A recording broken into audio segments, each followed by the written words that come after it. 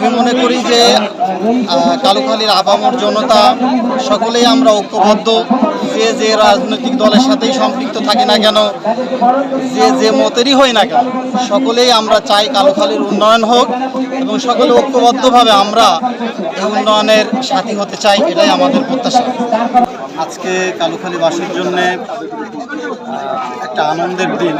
দীর্ঘ প্রতীক্ষার পরে বেনাপোল এক্সপ্রেস ট্রেনটি আজকে প্রথম এই স্টেশনে যাত্রা বিরতি করবে। এটার মাধ্যমে এই এলাকার মানুষের যে দাবি এটা পূরণ হলো। এর পেছনে যারা বিভিন্নভাবে প্রচেষ্টা চালিয়েছেন আমি তাদেরকে ধন্যবাদ জানাতে চাই। তারা যাতে বিভিন্ন সময় আরও ভালো ভালো কাজ করে এই এলাকার মানুষের উপকারার্থে বিভিন্ন কাজ করে তারা যাতে স্মরণীয় হয়ে থাকতে পারেন এই প্রত্যাশায় আমি করছি। সকলকে ধন্যবাদ জানিয়ে আমার